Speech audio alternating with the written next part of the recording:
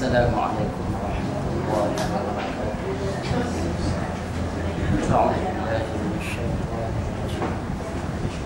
Bismillahirrahmanirrahim. Alhamdulillahi rabbil alamin. Wassalatu wassalamu ala asyrafil anbiya'i wal mursalin wa ala alihi wa sahbihi ajma'in. Subhanaka la 'ilma lana إنك أنت العليم الحكيم. رب اشرح لي صدري ويسر لي أمري واحلل عقدة من لساني يفقهوا قولي. اللهم صل على سيدنا محمد طب القلوب ودوائها وعافية الأبدان وشفائها ونور الأبصار وضيائها وعلى آله وصحبه وبارك وسلم. أستغفر الله العظيم أستغفر الله العظيم أستغفر الله العظيم. لا حول ولا قوة إلا بالله العلي العظيم. لا حول ولا قوة إلا بالله العلي العظيم. لا حول ولا قوة إلا بالله العلي العظيم. أما بعد. Yang dimuliakan Ustaz Zaki kita selaku penyelaras kelas kita di Bawah Ibu, Ustaz-Ustaz dan saudara-saudara, tuan-tuan, puan-puan, kakak-kakak yang dikasihi Allah sekalian. InsyaAllah hari ini saya minta maaf kerana kita kat Ustaz Zaki pada minggu ini saya lock yang asalnya pada minggu pertama tertangguh dengan ada sebab perbincangan dengan MBK. Dan pada minggu depan barangkali saya tak boleh mari juga sebab mesyuarat sekolah dah bermula Rabu Khamis Jumaat. Maka saya memilih hari ini sebagai untuk membantu berkongsi ilmu dengan tuan-tuan puan sekalian. Kalau tidak tak jumpa lah kita bulan ni. Walau macam mana pun insya-Allah alhamdulillah kita bersyukur kepada Allah Subhanahu wa taala pada pagi yang berbahagia ini dalam keadaan bercuti amat panjang bagi hak sekolah lah. Anak-anak sekolah kalau boleh janganlah terlalu seronok sangat. Peringatkan anak-anak supaya ni buka sekolah dekat dah. Keputusan PMR apa keluar dah. Fikir sama untuk nak bersedia pergi sekolah. Fikir sama. Kalau dia tak fikir tu selagi itulah dia dah balik main tak sudah-sudah. Memanglah perangai budak-budak suka main, tapi kena jagalah. Kena hadkan waktu main dia. Kena hadkan waktu main dia supaya tidak keterlaluan habis cuti macam tu saja, tengok-tengok apa pun tak dapat, pulang kaji pelajaran tak, mengaji tak, sembahyang tak, apa pun tidak.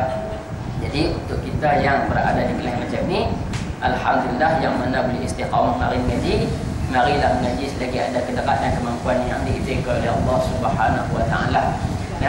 Jadi saya minta maaflah kita dan ramai yang bawa kitab. Ramai bawa kitab, alhamdulillah.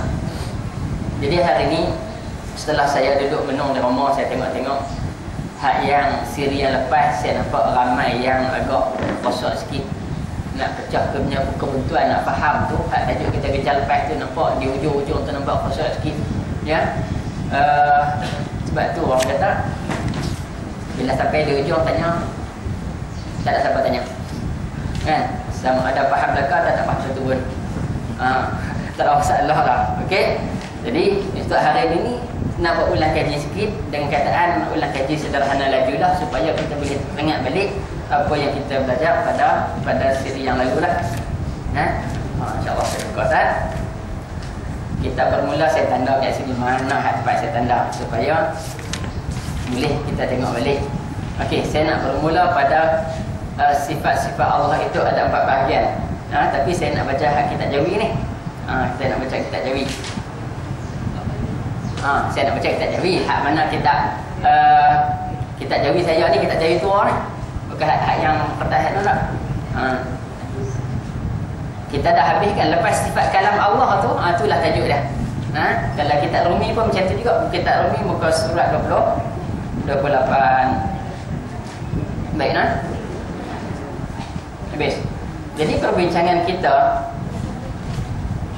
bermula yang mana hari itu kita dah bincang, kita dah bincang berkenaan dengan bahasanya sifat yang selepas daripada sifat ma'ani, kita akan jumpa sifat ma'nawiyah. Itu semua faham dah. Selepas sifat kalam tu jumpalah sifat ma'nawiyah, yang kita telah bahagikan sifat-sifat Allah Ta'ala itu yang 20 kepada 4. Ni bulan kerja ringkas dia. Yang pertama nafsiyah, yang kedua salbiyah, yang ketiga ma'ani, dan yang keempat ma'nawiyah. Okey, kalau itu semuanya dah kita faham, maka sekarang ni daripada sifat nafsiyah sampai sifat ma'ani semuanya ada berapa? Daripada sifat nafsiyah sampai sifat ma'ani ada berapa semua?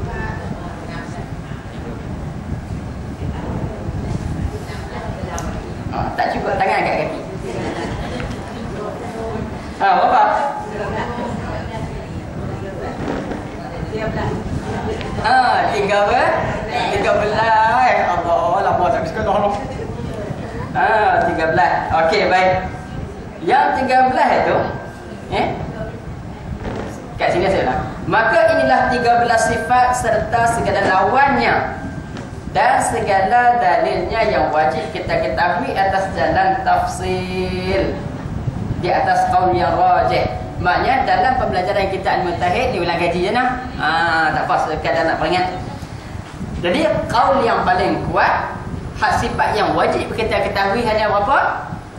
Atas pandangan yang paling kuat 20 sifat. Dengar saya baca balik.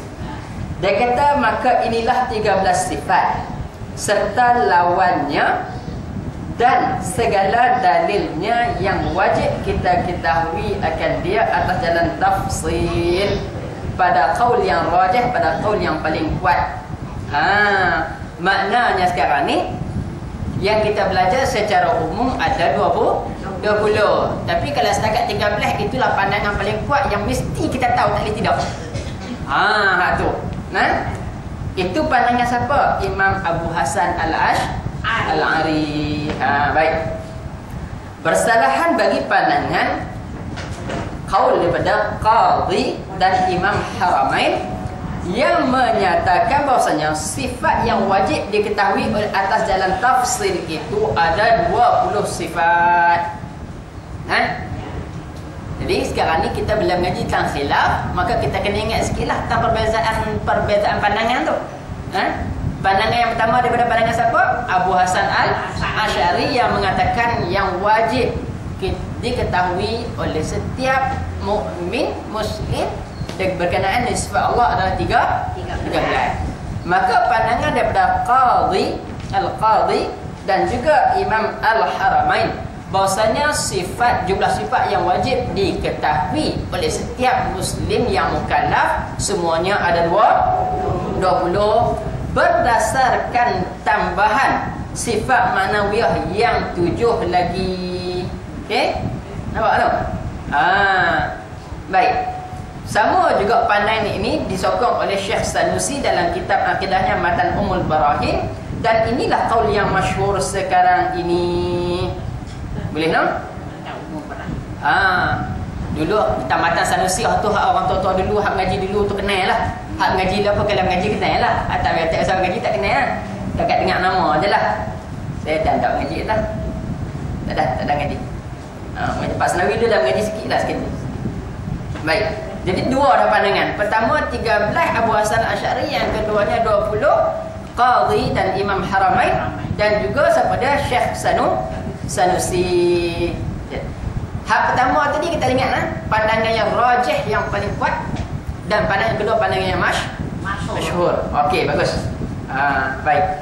Jadi hak 7 tu pun kita dah tahu dah kan. Bermula daripada qauluhu ta'ala qadiran muridan aliman hayyan sami'an basiran mutakalliman. Semua dah kita mengaji termasuk lawan-lawan dia. Baik. Jadi sekarang saya nak pegang tak mana? Saya nak pegang suruh tuan-tuan dan puan-puan pegang dekat mana berlakunya perbezaan pertambahan ke atas sifat 20 daripada 13 jadi 20. Itu perbezaan utama yang kita nak bincang hari ini saat ini. Nah, seandainya tidak ditambah sifat maknawiyah, maka dia original 13. Kalau ditambah, yang tu dipanggil yang lebih ke atas ma'ani. Kalau nanti kalau baca kitab jumpa sifat yang lebih ke atas ma'ani, maknanya sifat yang lebih ke atas ma'ani itu bermakna maknawiyah. Saya ulang balik. Bila dia sebut nanti sifat yang lebih ke atas sifat ma'ani itu bermakna sifat maknawiyah. Habaq dah siap, saya takut pening. Mana sifat lebih kurang ni? Dia cari tak jumpa. Baik. Dan kita dah rengkahkan sampai tak mana? Habis ya. Allahumma salli ala sayyidina Muhammad. Okay. Dan dalil jumpa tak dan dalil? Saya baca dulu sikit cari tak mana. Kaunuhu muridan aliman, habis dah tu. Pergi kat mana? Saya pergi kat sifat maknawiyah tu, peringatan al-kaun. Itu pun kita baca dah kan? Ni sekadar nak ulang kaji ni. Saya baca dulu, kitab Jawi dia tak ada muka surat yang titik-titik dah. Saya baca dulu, sekali kita cari tahu mana. Baik, Allahumma salli ala sayyidina Muhammad. Dan dalil segala sifat ini atas qaul yang mengisbatkan dia dengan dan diketahuikan dia daripada segala dalil sifat ma'ani yang telah lalu. Cerita dia sini. Nah, dari mana kita nak ambil dalil bahawasanya Allah Ta'ala itu bersifat dengan sifat maknawiyah? Itu persoalan ni nak baca ni. Dari mana dalil kita nak ambil bahawasanya Allah Ta'ala itu bersifat maknawiyah? Dalilnya diambil daripada sifat ma'ani. Pasal apa? Pasal apa? Segala sifat ini dinamakan sifat maknawiyah nisbah kepada ma'ani kerana bahawasanya segala sifat ini melazimkan sifat maknawiyah. Maknanya kalau kita nak bincang sifat maknawiyah, kita kena mengaku adanya sifat ma'ani. Kita kena bincang sifat ma'ani dulu baru boleh kita bincang sifat maknawiyah. Macam mana kita nak sembang sifat qadiran sedangkan sifat qudrah tak bincang, tak boleh. Kena bincang sifat qudrah dulu baru ada qadiran. Kena bincang sifat ilmu dulu baru ada aliman. Pandai. Kalau nak bincang sifat iradah, kena bincang nak bincang sifat muridan, kena bincang sifat iradah. Baru dia ada hubung kait dia, sebab adanya sifat ma'ani dengan sebab adanya sifat maknawiyah. Dia kait mengait antara satu sama lain. Baik. Boleh tak? Alhamdulillah, nampak tu, masya-Allah. Baik. Terus lagi. Tanbih, peringatan.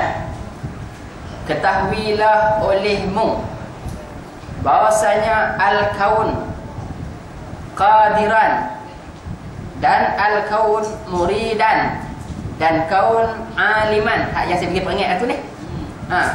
Hingga akhirnya itu sabit sekaliannya dengan tiada khilaf. Ingat bermakna keadaan zat Allah Ta'ala yang berkuasa, keadaan zat Allah Ta'ala yang berkehendak, keadaan zat Allah Ta'ala yang sentiasa mengetahui, dan semua sekali yang berkaitan dengan sifat dan zat Allah Ta'ala itu semuanya sabit, tiada khilaf. Maknanya benda tu memang telah dipersetujui ulama, tak ada perselisihan pandangan. Ya. Maka wajib ia bagi Allah Ta'ala dengan ijma'. Maka ulama memutuskan ketujuh-tujuh bila sebut al-kaun ni, maknanya hal keadaan Allah Ta'ala, zat Allah Ta'ala tu yang bersifat dengan keadaan sentiasa berkuasa. Hal keadaan zat Allah Ta'ala itu sentiasa mengetahui. Semua tu ulama dah putuskan dia adalah sifat yang wajib bagi Allah Subhanahu wa Ta'ala secara ijma'. Faham tak? Cerita keadaan zat Allah Ta'ala itu sentiasa itu adalah wajib ijma'. Tak boleh nak nafi dah. Baik. Yang kita nak mengaji ni sebab maknanya sifat dia, faham tak? Tapi kita nak bicara ni keadaan zat Allah Ta'ala itu. Baik. Teruskan lagi. Siapakah ulama yang telah tidak khilaf ni? Ahli sunnah tentu dah. Yang keduanya Mu'tazilah. Jumpa lagi tempat dah. Jumpa dah. Dan atas mazhab ulama yang mengisbatkan ahwal. Dalam banyak-banyak mazhab ni macam ni. Pertamanya mazhab dalam ilmu tauhid ni, mazhab akidah ni pertama ahli sunnah. Yang kedua Mu'tazilah. dalam bab ni ulama, mazhab ulama yang mengisbatkan ahwal. Maknanya ada ulama yang menyatakan wajib bagi Allah Ta'ala itu dengan berkeadaan, bersifat dengan berkeadaan. Al-kaun tu hak tadi tu. Baik, bila sebut berkeadaan, yang tu kita kena faham. Dia menyatakan kat sini sifat maknawiyah adalah wajib bagi Allah kerana adalah sifat maknawiyah menceritakan hal keadaan zat Allah Ta'ala. Boleh tak? Okey, terus. Pergi depan sikit lagi. Dan ulama yang menafikan ahwal. Ulama yang menafikan ahwal, ulama yang menafikan tentang sifat mencerita keadaan Allah Ta'ala ni mengaku juga bahawasanya hal keadaan zat Allah Ta'ala itu, hal keadaan zat Allah Ta'ala itu wajib diimani dan wajib ada pada zat Allah Subhanahu Wa Ta'ala. Jadi nak bagi senang faham simpang ni macam ni cerita dia. Sekarang ni bagi ulama yang tidak membincangkan sifat maknawiyah, dengar dialog ulama yang tidak membincangkan sifat maknawiyah pada 13, dia menafikan ahwal pada sifat, bukan pada zat. Faham tak? Dia tetap mengaku zat Allah Ta'ala sentiasa bersifat dengan qadir, sentiasa bersifat dengan alim, tapi dia tak bincang sifat maknawiyah. Tetap dia mengiktikadkan tetap ada pada Allah, pada zat Allah keadaan macam tu, tapi dia tak mau bincang sifat. Itu yang menafikan sifat ahwal pada Allah, sifat Allah. Manakah yang mengisbat, dia mengaku bahasanya sifat maknawiyah tu ada pada sifat Allah. Okey, terus. Jenis mana lama macam mana dah nak carinya. Alhamdulillah Tuhan dia buka bagi. Dan hanya sehingga khilaf itu pada keadaan beberapa sifat yang lebih atas segala sifat ma'ani. Jadi cerita dia gini, ulang balik. Yang menjadi perbincangannya adalah apa? Sifat yang lebih atas sifat ma'ani. Kan saya abang tadi kan, sifat yang lebih atas sifat ma'ani itu sifat apa? Sifat maknawiyah. Hak tu je duk bincang khilafnya. Yang berselisih, ada ke tak ada sifat maknawiyah? Boleh ke tak ada sifat maknawiyah?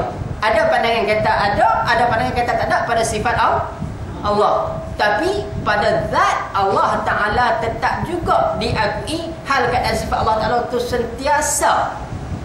Kalau kita tak cerita pun sifat maknawiyah, tak bincang pun, setiap yang mempunyai sifat qudrah, zat Allah Ta'ala yang mempunyai sifat qudrah, tetap wajib pada dia bersifat dengan sentiasa berkuasa. Hal keadaan zat dia sentiasa berkuasa, tak boleh sat-sat, tak boleh ada zat, tak boleh. Hak tu maksud dia.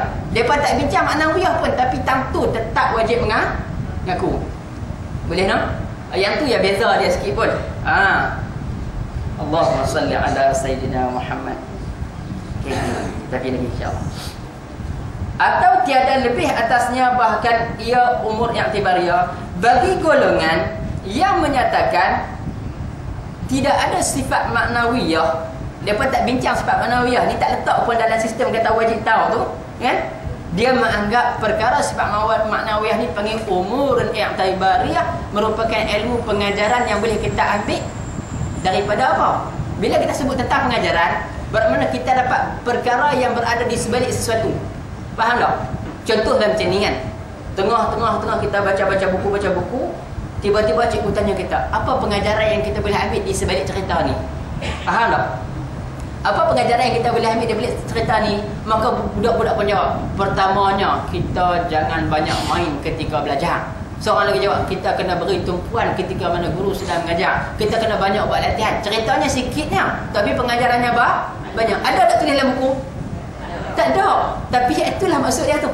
Nak abang bagi sifat maknawiyah ni, bagi ulama yang menyatakan tidak perlu kita bincang sifat. Dia kata tak ada sifat maknawiyah ni, kan? Yang kata kat 13 tadi tu, hak kat 13 tu. Jadi hak yang tu dia kata sifat maknawiyah merupakan umurun i'tibariyah, merupakan perkara yang sifat yang kita boleh ambil pengajaran di sebaliknya. Tidak ada di luar tapi ada di dalam. Ataupun dipanggil sesuatu yang tersirat. Nah, boleh faham ke? Boleh lah, insya-Allah. Allahu akbar ya Allah, bukalah pintu hati kami ya Allah. Tak apalah, pelan-pelan insya-Allah. Artinya beberapa perkara yang diiktibarkan pada zihin jua tiada pia pada kharij. Maksudnya hanya ada dalam otak dan dalam akal kita, tapi tak ada di luar.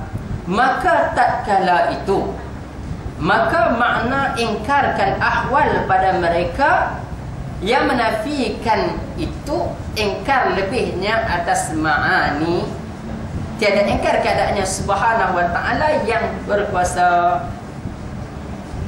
Pelan-pelan kita baca pelan-pelan. Ni nak cerita hukum ni. Saya ulang balik okay. Maka tak kala itu, bila berlaku khilaf, maka ketika mana berlaku khilaf tu, maka mana ingkar ahwal, mereka yang mengingkarkan ahwal, menafikan ahwal bagi Allah Ta'ala, ni sifat Allah Ta'ala tu, pada mereka yang menafikan itu ingkar lebihnya atas makni. Mereka mengingkari adanya sifat makna biar, bukan mereka menafikan Allah itu tidak berkuasa. Tak macam tu. Mereka hanya ingkar sifat yang lebih itu je. Hak yang tak patut bincang, tak usah bincang. Yang tu yang kami tak mau bincang. Yang tu yang kami tak mau bincang. Sebab tu mereka kata tak ada. Tapi pada zat Allah Ta'ala tetap juga mereka tidak nafi. Okay, baik. Tiada ingkarkan keadaannya. Ulang balik mereka yang menafikan itu ingkar lebihnya atas ma'ani. Kena ingat tu. Tiada ingkarkan keadaannya. Nampak ada ayat dah tu? Dia hanya ingkar sifat yang lebih atas ma'ani, tapi tiada ingkar keadaannya subhanahu wa ta'ala. Pada Allah Ta'ala dia tak ingkar. Ya, berkuasa sebagai contohnya. Maksudnya sifat qudrah, sifat ilmu, sifat alim, sifat apa semua tu. Tadi berkata-kata mereka tidak ingkar hal keadaan itu, tapi cuma dapat bincang sifat manawiyah saja. Daripada asalnya, kerana bahawasa yang demikian itu kufur. Baru jadi kufur. Maksudnya macam ni. Kalau sifat manawiyah pun dia tak mau bincang, tak mau ambil tahu, dia kata tak ada. Pada zat Allah Ta'ala pun dia nafi juga. Allah Ta'ala hal keadaan sentiasa berkuasa, hal keadaan Allah Ta'ala sentiasa alim, hal keadaan Allah Ta'ala sentiasa berkehendak, hak tu pun dia nafi juga, maka jadi kufur. Boleh? Tapi kalau dia tak nafi pada zat Allah Ta'ala, dia sekadar nafi sifat manawiyah, dia kata tak perlu ada, iaitu tak jadi kufur. Allah. Baik. Kerana bahawasa ia perkara yang diijmakkan atasnya, sehingga-hingganya tiada wajib kita bilangkan dia atas jalan tafsir atas qaul yang rajih. Hal keadaan pada zat Allah Ta'ala itu sudah jadi ijma', tak payah fikir, tak payah susah, tak payah bergeling. Hang pandangan hang, kami pandangan kami. Faham tak? Tentang sifat manawiyah. Tapi tentang zat Allah Ta'ala tu tak boleh nak nafi sebab dah ijma' lah. Baik. Jadi tak payahlah bagi tahu ke orang banyak-banyak dah kata, bahasanya wajib juga kita ngaji sifat 20 ni. Pasal apa? Pandangan tu pandangan yang masyhur, pandangan yang kuat hanya 13 sahaja. Kadang-kadang orang cerdik terlajak. Dia kata ustaz ulang dah tu ya. Hak yang lambat sikit ustaz. Kalau ustaz ulang sikit lagi bagus juga, kami lambat faham. Saya kadang-kadang di ceramah haji tu jadi kita terkepit. Hak yang hebat-hebat terlajak. Hak yang ustaz tulis doa ustaz bagi tu nak tulis minta hati. Sampai tu bayar tengoklah maknanya macam mana kita nak bawa satu majlis yang berbagai-bagai. Kita perangkaan walau macam mana pun, itulah cabaran dan sabar. Nak sampai ke ilmu pada orang bukan mudah. Baik, alhamdulillah Allah Ta'ala buka kita ni sikit. Sambung lagi. Dan wajib beriman dengan dia kerana ia setengah daripada segala perkara kesempurnaan. Baik. Dia kata sini wajib beriman dengan dia. Beriman dengan apa? Wajib beriman dengan segala sifat yang ada pada Allah 13 dan juga hak yang ada pada zat Allah Ta'ala itu, kerana dia merupakan sebahagian daripada sifat kesempurnaan Allah Subhanahu wa Ta'ala. Dan demikian lagi jadi kafir. Tadi ceritanya jadi kafir kalau orang tu dia menafikan pada zat Allah Ta'ala yang sentiasa maha mengetahui. Okey, baik. Ada lagi keadaan boleh jadi kafir. Macam mana? Orang yang menafikan sifat nafsiyah. Jumpa Arab? Ada atas muka surat berapa kitab Rumi? 31 kan? Tak apa.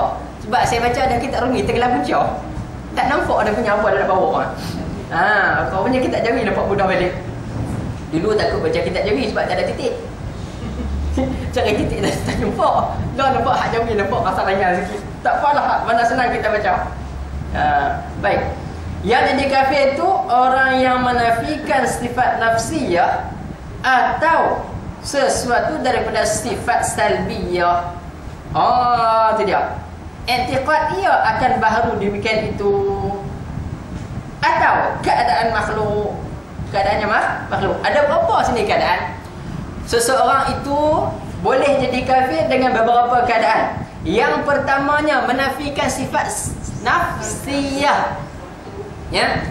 Kalau menafikan sifat nafsiyah ada apa? Tak ada apa langsung. Dia nafi Allah Ta'ala terus, dia jadi etis. Tak ada Tuhan langsung. Dia menafi kewujudan Allah. Okey, itu satu. Yang keduanya, dia menafi yang kepada lagi. Atau sesuatu daripada sifat salbiah. Okey, tak apa, dia kata Tuhan ada, tapi dia menafi sifat salbiah. Apa dia sifat salbiah? Tidak. Baqa. Mukhalafatan lil hawadis. Qiyamu ta'ala bi nafsihi. Wahdaniyah. Kalau dia menafi hak ni, dia menafi Allah Ta'ala itu tidak berbilang-bilang, bermakna dia ngaku Allah Ta'ala itu dah banyak. Faham? Kan wahdaniyah itu Allah Ta'ala itu asa. Tapi kalau dia nafi Allah Ta'ala itu bersifat asa, automatik dia mengiyakan bahasanya Allah itu berbilang-bilang. Takat bagi tokong banyak tangan sudahlah. Kan? Jangan banyak tokong. Baik. Astagfirullahaladzim, tak tanya blok.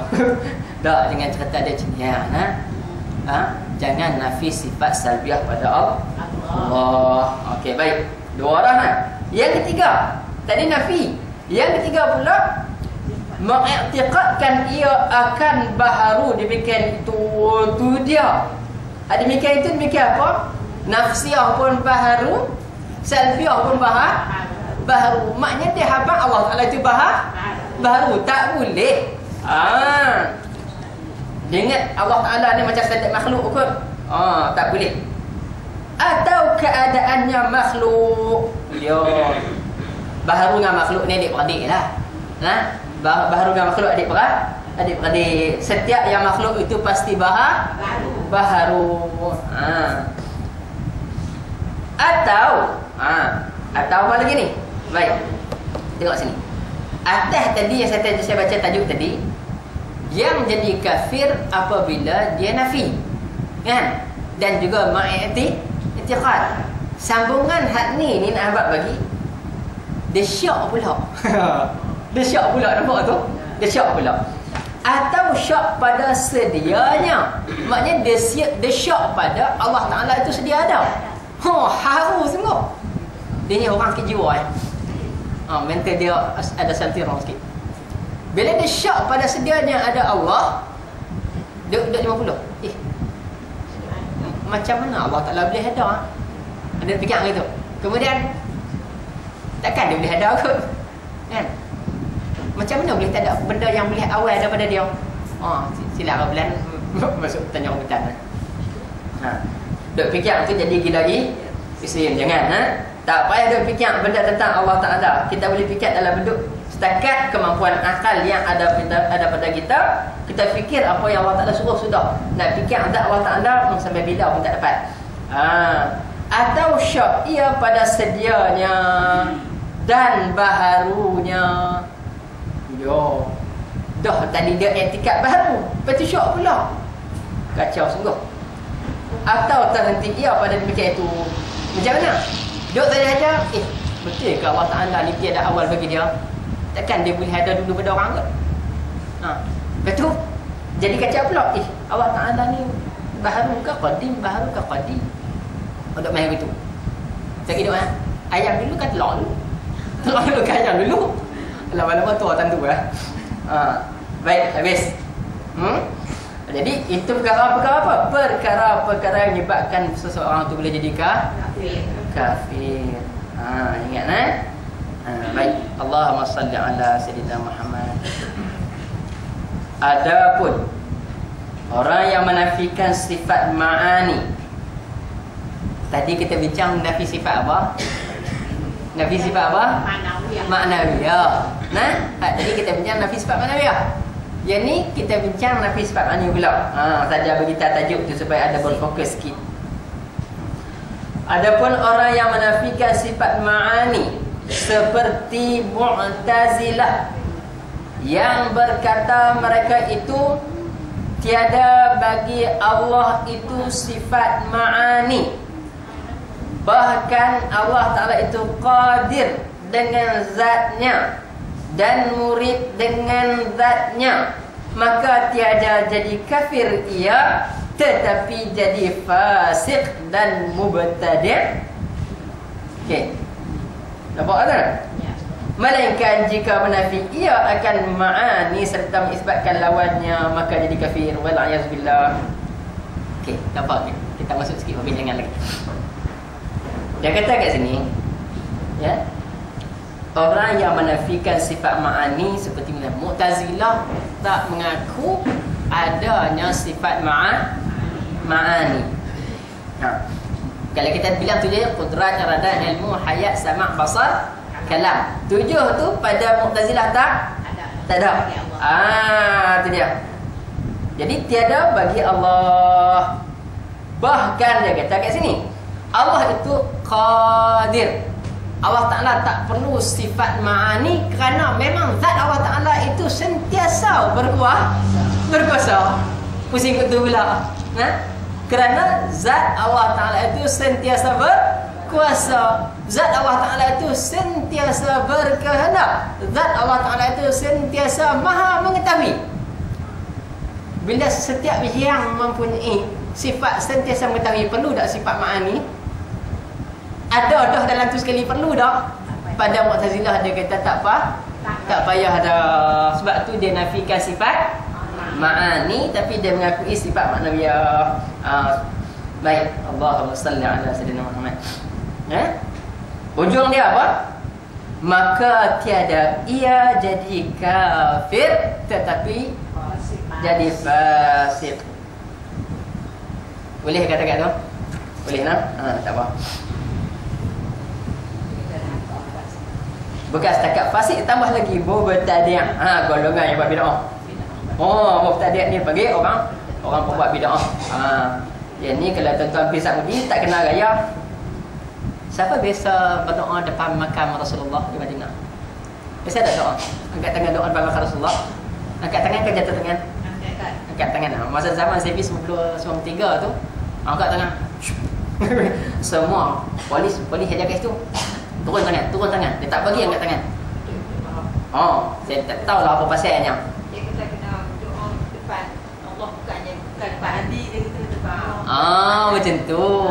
Maksudnya dia kata kita doa minta darat dengan Allah, bukan minta kat Nabi. Ya, ada dia punya orang kata munasabahnya juga. Kan? Macam tu. Jangan kita bukan minta dengan Nabi, kita minta dengan Allah. Gitu ke? Kita bukan minta dengan Nabi, kita minta dengan Allah. Okey. Tak apa, tak ada masalah tu kan. Cumanya kita teringat kita mengaji itu ada adab doa angkat tangan. Lepas tu sekejap lagi pergi kubur terus angkat tangan. Pergi kubur terus angkat tangan. Okey. Akan berlaku kes naya pada mereka yang tak nampai apa-apa doa pun. Nak baca doa bahasa Arab, doa tahlil dekat surat Yasin. Angkat tangan tak pegang surat Yasin, nak letak begitu ada tak? Letak atas tanah ataupun surah anak dia pegang sat, ayah tak mau angkat tangan ni. Anak ayah menghadap kubur kan. Dia nak pegang benar. Tak apalah, betul juga pandangan tu pun. Tapi kalau kita tak angkat tangan, kita doa dengan bahasa Melayu boleh tak? Boleh tak? Boleh. Dah tak nampai dengan bahasa Arab, hak yang kata faham dengan bahasa Melayu je. Minta Allah Ta'ala ampunkan dosa mak bapak kita, minta Allah Ta'ala beri rahmat kepada roh dia, Allah Ta'ala selamatkan daripada azab kubur, ringan pada azab kubur, minta Allah Ta'ala bagi syurga kat dia, jauh pada neraka, kan? Ya. Dalam bahasa Boleh kan? Tak ada masalah pun. Oh. Janganlah duduk hentam marah macam lepas tu balik-balik duduk kat hotel, duduk balik belatiang. Tak guna punya Arab ni kan. Wahabi terlajak sangat. Macam-macam kata kat Arab tu dalam topik kerja kan. Tapi yang pentingnya hati kita memohon kepada Allah Ta'ala dengan bahasa yang boleh kita sebut, yang boleh kita faham. Itu yang pentingnya. Baik. Allahu Akbar, Allahu Akbar, Allahu Akbar. Melainkan jika menafi ia akan ma'ani serta mengisbat menyabitkan lawannya, maka dia kafir. Takut dia macam ni kan. Mu'tazilah dia kata sifat ma'ani tak ada. Kalau setakat mengatakan sifat ma'ani tak ada pada Allah Ta'ala, tak apa, jadi fasik dan bid'ah mubtadi'. Tapi kalaulah dia tetap mengiyakan, kan kaedah tauhid kita kan, bila nafi sifat mengiyakan dia punya lawan, faham tak? Ingat dia punya kaedah kan? Nafi sifat dia punya, kita ia punya lawan dia. Sebab tu disebut sini tetapi dengan bahasa yang penuh cermat. Jangan dituduh tentera. Ya, kena guna kaedah tu bagi betul. Jadi bila dia nafi saja sifat ma'ani tetapi dia tidak mengiyakan lawan dia. Sebab lawan kepada sifat ma'ani, lawan kepada qudrah apa dia? Lemah. Yalah. Dia nafi sifat tapi dia juga tidak mengisbatkan, mengiyakan lawan perkara yang mustahil bagi zat Allah Ta'ala. Jadi kalaulah dia nafi sifat, dia mengiyakan lawannya, automatik dia juga jadi kafir. Okey, alhamdulillah. Macam tu lah maksud dia kat sini ni. Patutlah orang ngaji pondok tu, satu kitab ngaji tahun dia lama. Tok guru pula mengaji orang alim sangat. Masuk satu kalimat orang ada hurai, masuk satu kalimat orang ada hurai, kod namunya, kod tasawufnya, kod apa tauhid apa. Setara saya yang tak reti pun baca macam ni pasal punya. Muka tak bagi.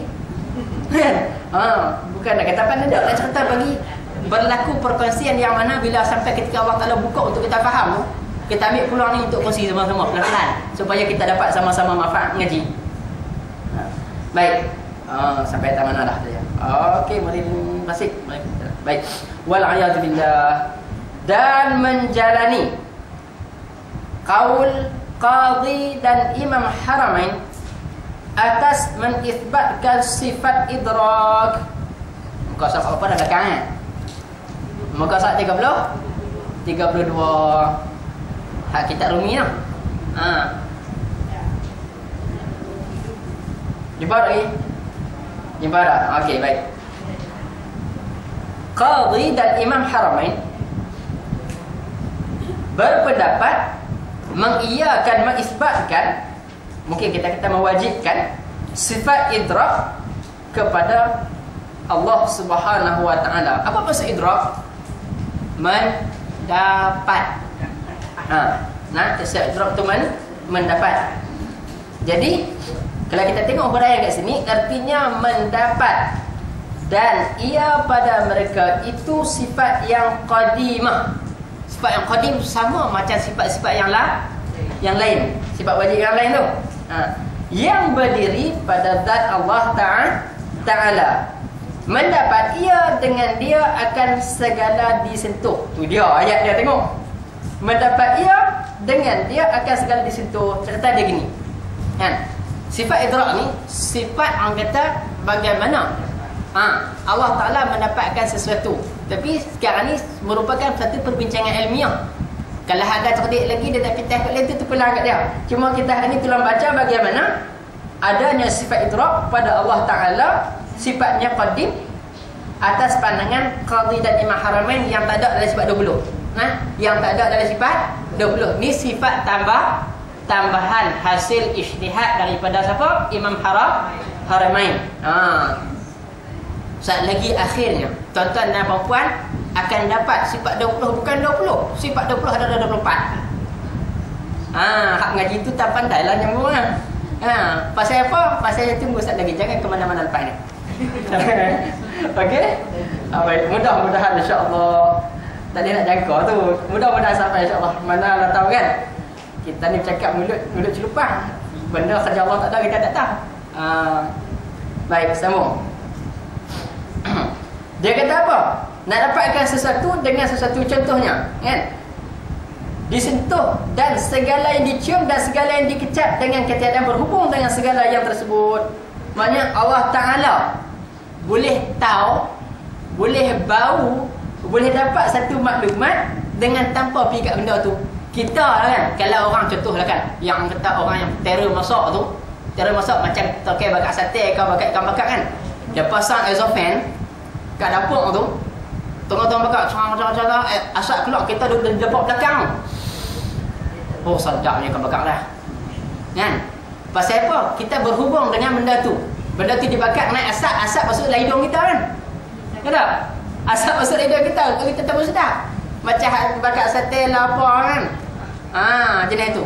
Yang tu kita berhubung. Yang ni Allah Ta'ala dapat sesuatu benda maklumat tersebut dengan tanpa berhubung dengan perkara tersebut. Kalau kita benda ni kita ada pawai lah kan, pawai ada benda makanan sedap ni kan, duk tengok nampak cantik, comel, bau seri nampak kan, kek lah apa makanan nak cerita, tapi tak ada bau. Last sekali untuk dapatkan bau dia ya, kita buka cium. Sedapnya tu, tak makan lagi, baru cium baru cium bau rasa sedap dah. Allah Ta'ala tak macam tu, nampak?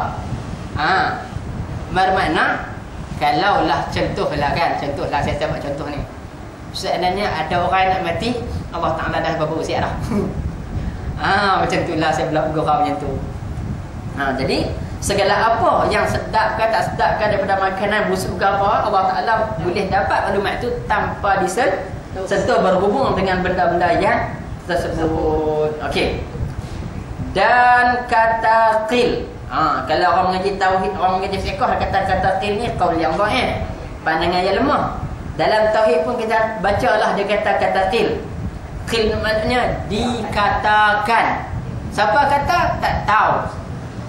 Maknanya ada pandangan yang lain tapi tak tahu siapa dia. Hak atas-atas tadi kita baca dah. Baik. Dan kata qil didapatkan dia dengan segala yang maujud. Jadi ada pandangan kata pula Allah Ta'ala dapat maklumat itu semua dengan sebab adanya benda tu, Allah Ta'ala boleh dapat. Tapi pandangan tu lemah, tak tahu siapa kata nak bincang, nak kukuh, tak boleh pandangan ni. Tapi kita pandang pandangan yang pertama. Pandangan yang pertama macam mana? Allah Ta'ala mengetahui sesuatu, mendapatkan sesuatu tanpa berhubung dengan sesuatu benda yang ada tu. Tu cerita dia. Kita kalau kita nak tahu, nak kita di Amerika, nak kita di UK, nak kita di USM semua tu, nak tahu dia nak cerita dia hang sihat ke tak, angkat telefon. Bila angkat dia dengar suara alhamdulillah boleh makin cakap. Sihat dah tu tandanya tu kan. Tapi Allah Ta'ala tak macam tu, tak payah pun. Sebab sistem rangkaian Allah Ta'ala, jika tidak ada malaikat yang tukar report pun Allah Ta'ala lebih tahu dah tu. Harap kalau tidak ada malaikat yang bertugas pun Allah Ta'ala lebih tahu daripada apa yang ada. Cumanya Allah Ta'ala mengajar manusia bahasanya kalau nak hidup atas dunia ni kena ada sistem pentadbiran yang baik. Macam tu baru boleh. Kita tengok kedai makan sudahlah, kalau tokai lah bercuah ayam, tokai lah goreng mi, tokai lah masuk jalan, dengan tokai-tokai turun deh. Pasal apa? Semua tak ada buat. Tapi Allah Ta'ala tak macam tu. Allah Ta'ala segala-galanya ada pada dia. Hebatnya Allah Ta'ala. Baik. Dan mustahil lawannya, iaitu ketiadaan mendapat. Allah Ta'ala nak satu benda, kalau tak ada benda tu dia tak boleh dapat. Itu adalah mustahil bagi Allah. Ada benda ke tak ada benda, Allah Ta'ala nak kun fayakun, selesai. Tu sebab tu dia kata mustahil. Memang betul pun. Baik. Dan menjalani Al-Maturidiyah atas mengisbatkan sifat takwin. Artinya mengada-adakan maksudnya bukan bid'ah. Tak, bukan maksud bid'ah tak. Yang ni maksud dia lain. Baik. Jadi kita dah masuk ke berapa dah ni? Sifat idrab pandangan siapa? Sifat idrab yang ada pada Allah itu, yang wajib ada pada Allah, pandangan daripada Qadhi dan Imam Haramain. Ada lagi sifat tambahan lagi. Apa lagi yang patut ada, yang wajib ada pada Allah? Iaitu sifat takwin. Pandangan ni ijtihad daripada siapa? Imam Al-Maturidiyah. Dia kata wajib pada Allah Ta'ala bersifat takwin. Baik, artinya mengada-adakan, dan ia pada mereka itu sifat yang qadimah, yang berdiri pada zat Allah Ta'ala. Berhenti dekat tu dulu. Okey, baik. Sama standard dia dengan sifat-sifat wajib yang lain. Berapa dah? Sifat takwin, sifat idrak, sama. Iaitu mengadakan ia dengan dia akan sesuatu, dan meniadakan dia dengan akan sesuatu. Jadi sifat takwin ni apa tugas dia? Bagi ada benda yang tak ada, bagi tiada benda yang ada. Ada tak ada, itu dia kena tugas sifat takwin. Baik. Dah habis sikit lagi. Tetapi jika ta'alluq dengan mengadakan, dia huraian kepada sifat takwin ni. Sifat takwin ni, kalaulah Allah Ta'ala itu nak mengadakan sesuatu, benda yang tak ada, maka ta'alluqnya apa? Dia dinamakan ijad. Prosesnya tu dia panggil ijad. Ijad ni maksudnya aujada yujadu, ijad, af'ala yuf'ilu, if'al, aujada yujidu, ijad. Itu tasrif bahasa Arabnya lah. Mengadakan. Kalau kata wajada tu mana? Ada, wujud. Tapi aujada, mengadakan. Ijad dia punya kata terbitan daripada perkataan aujada. Ijad punya proses mengadakan sesuatu daripada tiada kepada ada, disebut ijad. Itulah ta'alluq sifat takwin. Kalau pula nak daripada ada kepada tiada, daripada ada kepada tiada, maka sifat ta'alluqnya dinamakan i'dam. Adam, ain dal mim asalnya tiada. I'dam, mentiadakan. I'dam. Kalau tak silap saya, kalimah ni digunakan untuk mereka yang akan menghadapi tali gantung maut dalam istilah undang-undang bahasa Arab. I'dam. Boleh. Ustaz, banyak sangat perkara ni. Tak apalah. Kau rasa boleh, kita pergi lagi. Nak minyak sikit lah.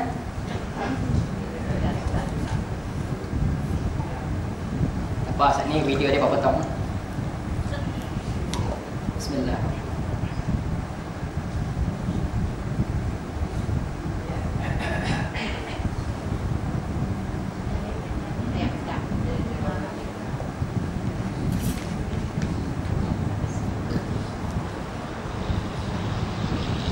Saya kalau sekolah dulu kalau boleh mengaji tauhid nak lari daripada sifat ta'alluq ni, rasa jadi tak cerdik sangat. Apa payah sangat.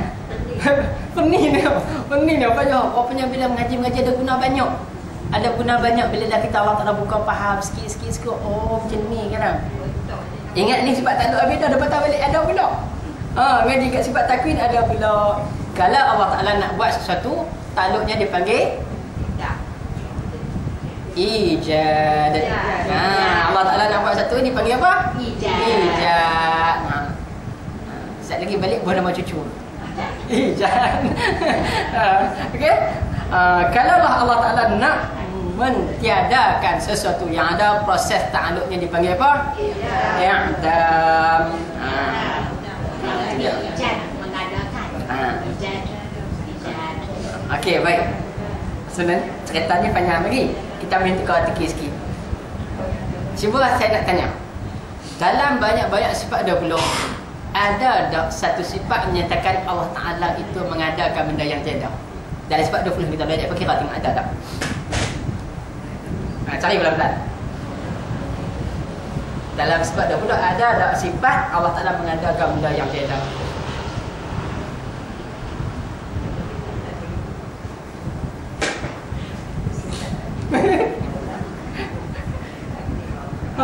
Wujud. Wujud tu dia yang ada. Kan? Apa yang ada? Itu wujudnya diri zat dalam ada. Kan? Nampak tak? Ya. Khidam sedia ada. Tak ada awal bagi dia. Bakar Bakar tidak ada akhir bagi dia. Tidak ada. Kan?